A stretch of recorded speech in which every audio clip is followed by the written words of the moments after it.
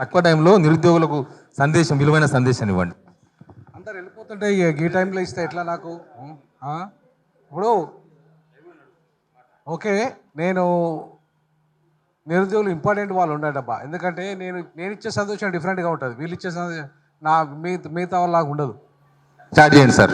ఒకటి, తాత్కాలికంగా టెంపరీగా పరిష్కారము ప్రొఫెసర్ హరగోపాల్ గారి నేతృత్వంలో జస్ట్ అపాయింట్మెంట్ తీసుకొని, ఏ బాబులో రండి, మీరు రండి. ఆయన ఇప్పుడు ప్రొఫెసర్ హరగోపాల్ గారితో ఏమో అయితే నేనైతే కలలు కనను, అదైతే గుర్తుపెట్టుకోండి. ఈ బాపనలతో ఏమి కానే కాదు. ఇప్పటిదాకా ఈ దేశాన్ని పరిపాలించిందంతా బాపనోళ్ళే, ఈ దేశాన్ని సర్వనాశనం చేసింది బాపనోళ్ళే. కాబట్టి ఈ బ్రాహ్మణులు మనల్ని మన సమస్యలు నెట్టేస్తారు తప్ప పరిష్కరించే పరిస్థితి ఉండదు. నాకున్న నమ్మకం అయితే అదే, నా అనుభవం కూడా అదే చెప్తున్నా. కాకపోతే ఒక పెద్ద మనిషిగా మనం ఆయనకు అవకాశం ఇద్దాం, ఏమవుతుందో చూద్దాం. ఇక రెండవ అంశానికి వస్తా. టెంపరీ సొల్యూషన్ అనేది నాకు తెలిసి 1:100 ఇవ్వాలనుకుంటే అది పెద్ద సమస్య కాదు. రేవంత్ రెడ్డి ఒక జస్ట్ ఒక 5 నిమిషాలలో జీవో పాస్ చేయగలుగుతాడు, 5 నిమిషాలలో జీవో పాస్ చేస్తాడు. కానీ ఆయన పోస్టులు అమ్ముకున్నాడు కాబట్టి ఆయన అనుచరులు ఎవరైతే ఉన్నారో బల్మూరి వెంకట్ లాంటి వాళ్ళు ఇవాళ వీళ్ళను గట్టిగా నిలదీయాల్సిన అవసరం ఉంది. ఏ లీగల్ ఇష్యూ వస్తాయండి? నేను లా ప్రొఫెసర్గా రెడీగా ఉన్నా, చర్చకు సిద్ధంగా ఉన్నా. ఏ లీగల్ సమస్య వస్తుందో రమ్మానండి. ముఖ్యమంత్రితో మాట్లాడదామా, లేకపోతే వాళ్ళ మంత్రులతో మాట్లాడదామా, లేకపోతే ఎంపీలతో మాట్లాడదామా, బల్మూరి వెంకట్తో మాట్లాడదామా, లేకపోతే రియాజ్తో మాట్లాడదామా, ప్రొఫెసర్ కోదండ రామిరెడ్డితో మాట్లాడదామా, ఎవరితో మాట్లాడదామో చర్చకు నేను రెడీ, సిద్ధం. లీగల్ ఇష్యూస్ ఏ వస్తాయో రమ్మనండి. ఎందుకంటే పక్కనే ఇంకో ప్రభుత్వము నడుస్తుంది అక్కడ. వాళ్ళు గ్రూప్ 2కు పెంచినప్పుడు లీగల్ ఇష్యూ నీకు ఎందుకు వస్తుందండి? ఈవెన్ గ్రూప్ 1 మీరు ఇచ్చిన హామీ కదా, మీ డిప్యూటీ సీఎం ఇచ్చిన హామీ.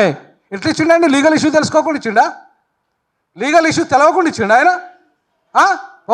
ఒక అసెంబ్లీలో మాట్లాడిన దాన్ని లీగల్ డాక్యుమెంట్, అది లీగల్ డాక్యుమెంట్. అసెంబ్లీలో మాట్లాడి రికార్డ్ అయింది లీగల్ డాక్యుమెంట్. మరి లీగల్ డాక్యుమెంటే ఇల్లీగలా ఇప్పుడు? అవునా? ఇల్లీగలా చెప్పమనండి. మరి అసెంబ్లీ రికార్డ్స్లోనే తొలగించమని చెప్పండి. నేను ఇల్లీగల్ పని చేసినని చెప్పండి. నేను ఇల్లీగల్ మాట్లాడిందని చెప్పండి. డిప్యూటీ సీఎం తక్షణమే రాజీనామా చేయమని చెప్పండి. చాతగాని సీఎం, డిప్యూటీ సీఎం తక్షణమే రాజీనామా చేయండి, చేసే డిమాండ్ పెట్టండి. ఈ చర్చలు కొనసాగుతూనే ఉంటాయి, అది వేరు. చాతగాని మీరే ఎక్కించారా? మీరే కదా 34 సీట్లు అదనంగా ఇచ్చింది, నిరుద్యోగులే కదా. మీరే డిమాండ్ చేయండి. చాతగాని సీఎం, డిప్యూటీ సీఎం మీ పదవులకు రాజీనామా చేయండి. చాతగాని బల్మూరి వెంకట్ తక్షణమే రాజీనామా చేయి, చాతగాని రియాజ్ తక్షణమే రాజీనామా చేయి. మీరు ఆ సీట్లో కూర్చునే అర్హత లేదంటున్నారు. ఈ సందర్భంగా అర్హత లేదు మీకు. ఇంకొక విషయం చెప్పాల్సుకున్నాం మిత్రులారా, ఇవాళ మీరు గొంతెమ్మ కొరకలు ₹1 అదనంగా, ₹1 ప్రభుత్వం మీద భారం పడే కోరిక కొరడం లేదు. ₹1 అదనం భారం కానే కాదు. 1:100కు ₹1 భారం అవుతుందా? కాలు ఇంటర్వ్యూ అడుగుతున్నారు, సీట్ మీద జీతాలు ఉద్యోగాలు పెంచమని అడిగినారా గ్రూప్ 1? వాళ్ళు పెంచిన దాన్నే కదా మీరు అడుగుతున్నది. మీరు పెంచిన 60 సీట్లే కదా. మీరు 60 మందికి ఎవరితో మాట్లాడుకున్నారో, మీ వాళ్ళు ఎవరు కావాలనుకున్నారో వాళ్ళ కోసమే కదా మీరు పెంచినది, అవునా కదా? మీ వాళ్ళ కోసం పెంచిన వాళ్ళ దాంట్లోనే మాకు కూడా అవకాశం ఇవ్వమంటున్నారు మీరు, అంతే కదా? అదనంగా 1,30,000 దరఖాస్తులు వచ్చినాయి కాబట్టి దాంట్లో కూడా మా వయసు అయిపోతుంది కాబట్టి ఇంకా మాకు అవకాశం వస్తుందో రాదో. మేము మా రిజర్వేషన్లు 55 జీవో తమ్ముడు చెప్పాడు, జీవో నంబర్ 55 ఎందుకు రద్దు చేశారు మీరు? 2,50,000 బ్యాక్లాగ్ పోస్టులు కిరణ్ కుమార్ రెడ్డి ఉన్నప్పుడు ఏమైనాయి ఆ పోస్టులన్నీ? మనకు రావాల్సిన బ్యాక్లాగ్ పోస్టులలో వాటా ఎంత? ఎందుకు రాలే? ఏమైనాయి? అవన్నీ జనరల్ కోటాలో పంపించి ఇవాళ ఆ జనరల్ కోటాలో కూడా పంపించిన తర్వాత రూల్ ఆఫ్ రిజర్వేషన్ అమలు చేయాల్సి వస్తుందని జీవో నంబర్ 55ని మీరు రద్దు చేసిందా లేదా? ఈడబ్ల్యూఎస్ ఇవ్వడండి. నాకు అర్థం కాలే. నేను ఈ సందర్భంగా ఎవరైనా అగ్రవర్ణాలు ఉంటే దయచేసి ఏమనుకోవద్దు. ఈడబ్ల్యూఎస్ అనేది ఇక్కడ అమలు చేయాల్సిన అవసరమే లేదు.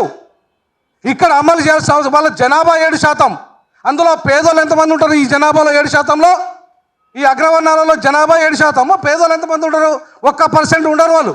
1% ఉండని వాళ్ళ కోసం నువ్వు వాళ్ళకు ముందు ప్రియారిటీ ఎట్లా ఇస్తావు? ఏ రకమైన సామాజిక న్యాయం అవుతుంది? ఏ రకమైన సామాజిక న్యాయం అవుతుంది? ఏ రాజ్యాంగం చెప్తుంది? 1% జనాభా కోసం మీరు ముందుగా రిజర్వేషన్లు జీవో ఎట్లా రద్దు చేస్తారు? 10% ఎట్లా అమలు చేస్తావు నువ్వు? 1%, 2% లేని పేదలకు 10% ఎట్లా అమలు చేస్తావు? ఏ రాజ్యాంగం చెప్తుంది? ఏ రాజ్యాంగ నీతి, ఏ చట్టం చెప్తుంది అడుగుతున్నాను ఈ సందర్భంగా. అంటే మీ వర్గాల కోసం మీరు గ్రూప్ 1 మంచి మంచి పోస్టులన్నీ ఈ వర్గాలకు ఇవ్వడానికి కుట్ర చేసి మీరు చేస్తున్న నాటకం ఇది. ఈ నాటకంలో భాగంగానే 60 ఉద్యోగాలు పెంచిండ్రు. 60 ఉద్యోగాలు పెంచినప్పుడు మీకు చిత్తశుద్ధి ఉంటే 1:100 పెట్టండి, మా పిల్లలందరికీ అవకాశం వస్తుంది. అట్లయితేనే ఇంటర్వ్యూలు కొనసాగాలి, లేకపోతే లేదు. ఒకవేళ ఇంటర్వ్యూలు కొనసాగితే, ఒకవేళ ఉద్యోగాలు ఇస్తే మీ ఉద్యోగం ఊడగొట్టాలి. ఈయన ఉద్యోగం రేవంత్ రెడ్డి ఉద్యోగం ఊడగొట్టాలంటే ఢిల్లీ రాహుల్ గాంధీ పాయింట్ వలగొట్టాలి. ఆ తెల్ల షర్టు పళ్ళ పాయింట్ వేసుకొని తిరుగుతాడు కదా, రాహుల్ గాంధీ నీ పాయింట్ పలుకుతుంది. ఇవాళ మేము ఢిల్లీకి బయలుదేరుతున్నాం నిరుద్యోగులు అని చెప్పేసి హెచ్చరిక చేయదలుచుకున్నా. ఢిల్లీలో నిర్ణయిస్తాం. నువ్వు ఎట్లయితే పెట్టినావో ఈ దుర్మార్గుని పెట్టి ఈ నిరుద్యోగుల 30 లక్షల మంది జీవితాలను ఆగం చేస్తున్న వాడిని నువ్వు పెట్టావో అట్లనే దించేయాలని చెప్పేసి ఎక్కడ చేయాలి మనం పోరాటం? ఢిల్లీలో చలో Rahul Gandhi office, LOP office ఉంది కదా, రాహుల్ గాంధీ ఎల్ఓపి ఆఫీసులోనే డిసైడ్ చేద్దాం. అప్పటిదాకా తేలది సమస్య. మీరు అనుకుంటున్నా మీరు ఎట్లయితే చిక్కడపల్లి లైబ్రరీకి వచ్చి కూర్చున్నావో మరి ఇక్కడికి రా. నువ్వు వెంటనే ఫ్లైట్ టికెట్ కావాలంటే మేమే ఇస్తాం. ఫ్లైట్ టికెట్ రాహుల్ గాంధీకి ఫ్లైట్ టికెట్ కావాలంటే నేను అరేంజ్ చేస్తా.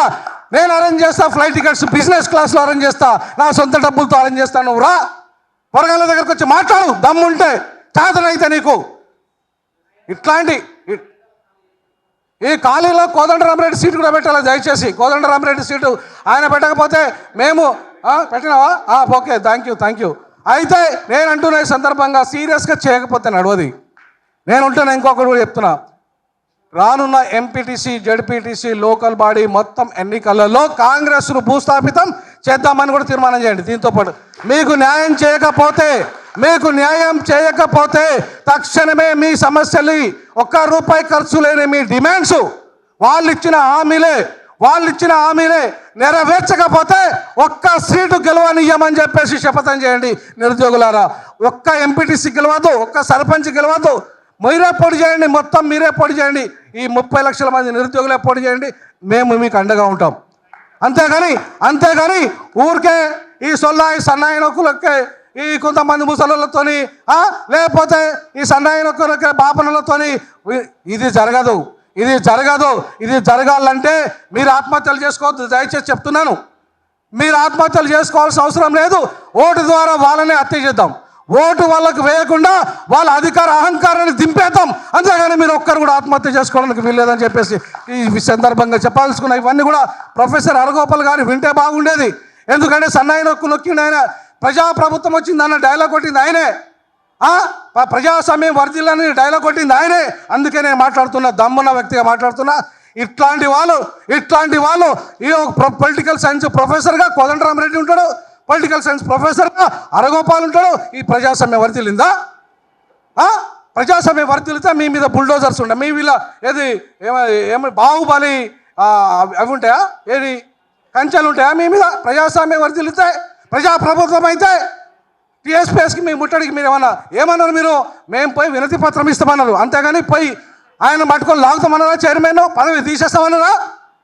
అవినీతి అక్రమాలు చేసిన ఒక చైర్మన్ పెట్టుకొని ఇవాళ తీసుకొచ్చే జనార్దన్ రెడ్డి అవినీతి పరుడు అయితే అంతకంటే 100 రెట్లు అవినీతి పరుడు ఇవాళ ఐపీఎస్ మహేందర్ రెడ్డి.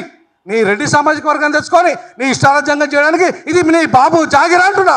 మీ బాబు జాగిరా ఇదేమన్నా? ఈ తెలంగాణ 3.5 కోట్ల ప్రజలది. మా త్యాగాల ఫలితంగా, బడుగు బలహీన వర్గాల విద్యార్థుల త్యాగాల ఫలితంగా ఏర్పడ్డ ఈ తెలంగాణలో మేము అన్యాయానికి గురైతే ఇంకెంతకాలం భరిస్తాం? చలో ఢిల్లీ ప్రోగ్రాం పెట్టుకుందాం, రాహుల్ గాంధీ దగ్గర నిర్ణయిద్దాం, ఉంటున్నా రేవంత్ ముఖ్యమంత్రి పోస్టు ఊడదీసే ప్రోగ్రాము తీసుకుందామని తెలియజేస్తూ ఈ అవకాశం ఇచ్చినందుకు థ్యాంక్ యూ సార్.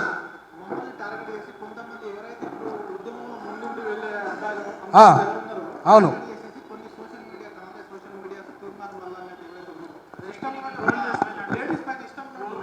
ఇష్టం ఉన్నట్టు మాట్లాడితే తీన్మార్ మల్లన్న నీది అప్పుడు లేక బ్లాక్మెయిల్ చేస్తే మిగతా వాళ్ళు భయపడదాం కానీ మేము భయపడద్దు. నీ క్యూ న్యూస్కే వస్తాం.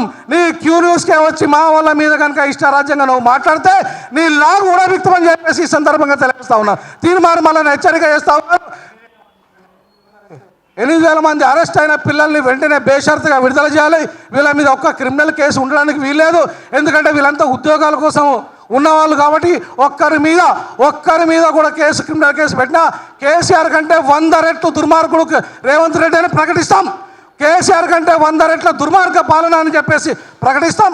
వీళ్ళెవరి మీద కూడా కేసులు బేషరతుగా విడుదల చేయాలని చెప్పేసి కూడా డిమాండ్ చేస్తూ ఉన్నాను.